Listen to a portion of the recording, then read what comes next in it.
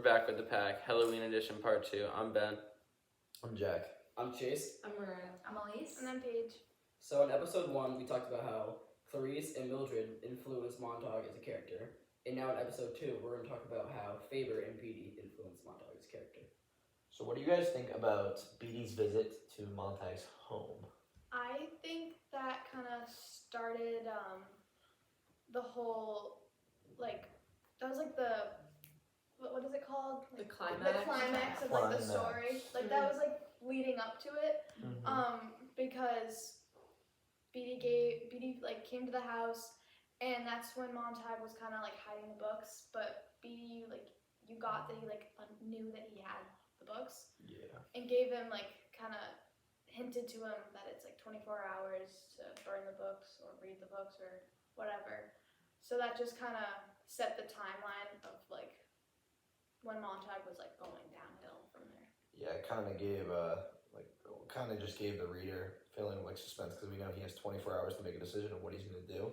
I mean, we also know during that was when I think, I might be wrong, but I think that was when Mildred found out that he had the book because she was cleaning up Yeah. while he was talking. So that opened up on and the fact that that first time she didn't betray Montauk, she didn't tell Beatty right away.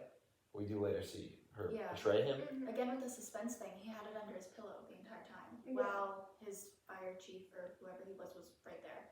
I think that his visit was kind of intended to make Montauk feel better in a way. So first it was he wanted him to be oh, it's okay, to gain trust. And then I feel he totally shifted into trying to confuse him and overload him with this information of what books are to kind of steer him away from wanting to get into it. Because if it's so confusing, you don't want to learn about it, you don't want to try it. Yeah, he's saying the fact that it's confusing is meant to harm you anyways, and that's why they were banned. He was trying to get to Montauk before the books could get to him, and it's kind of like if you're caught in a lie with someone, you'd rather admit to the truth to them first before they find out themselves. Because I think he knows he's gonna lose Montauk if he finds out himself.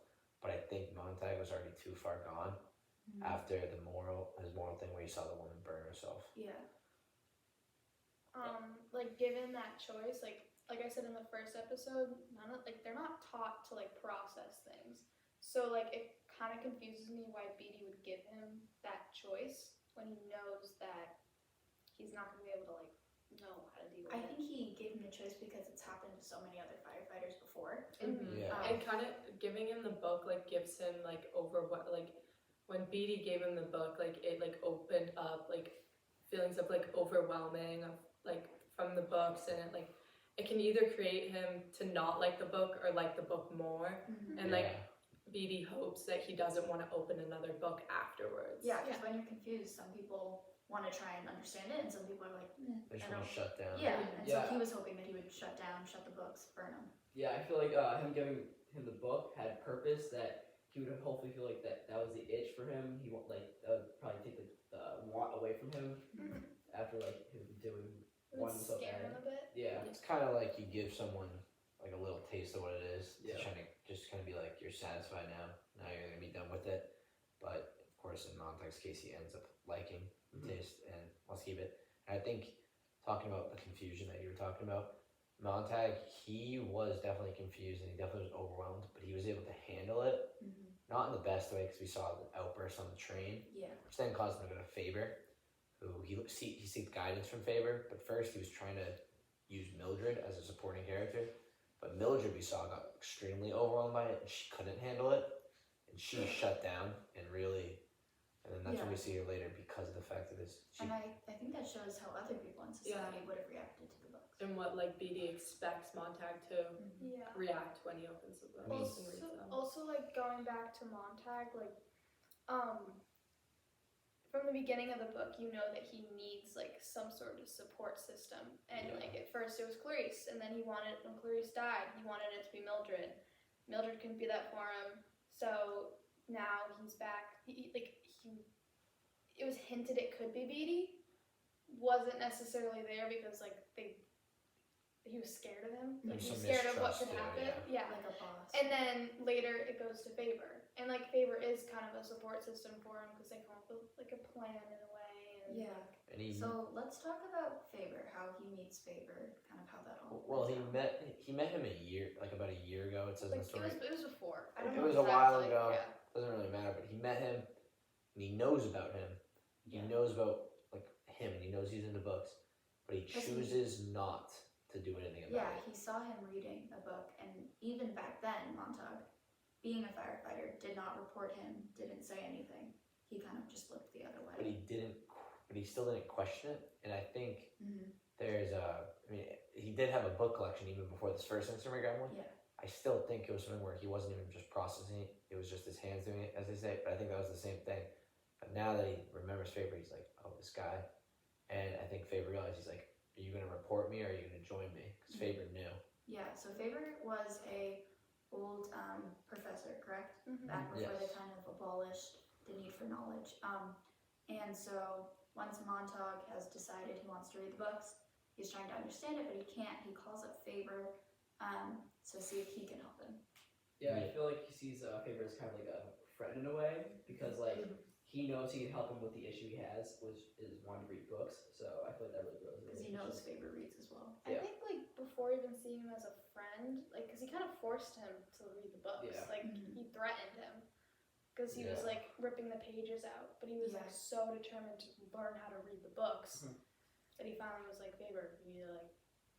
He was like forcing him, And- but There was also a very big like thing that happened was the fact that the one book he found was the Bible. I mean, that's a just think now that's like that's probably the most like sold book in I think, the world. that's the most sold And it's the book most ever. probably read book because it has the most influence on human history, and it says a lot about like the morals of life and like whether you're religious or not. It says a lot about things like of how to assign value to yourselves, and he thought to himself like, what if this is the final copy of it? And he goes to Faber to reproduce it, and I think Faber was very like nervous about it. And what do you think about the fact that Faber's finally like saying, I will join you in like Yeah, so saving? in the initial call, because he started off with a phone call to Faber, Faber didn't believe him. He thought that he was trying to trick him into admitting that he reads, so he immediately hung up. That's what caused Montauk to get onto the train to go see Faber, which obviously he had an outburst. So we see that he's not mentally sound right now. He's kind of having a break.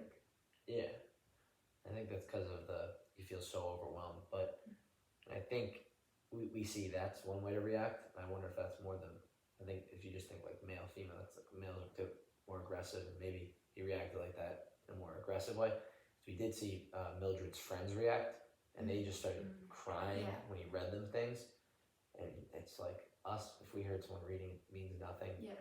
But it means a lot when they start crying about that, and I guess Montauk is lucky he did have Faber because I don't know how he would have reacted if he had no one left because Mildred betrayed him. So Yeah, Faber sort of took over the role as a not father figure, like Beatty, how he's supposed to be the boss. Kind of, he looked up to Faber in a way of teaching.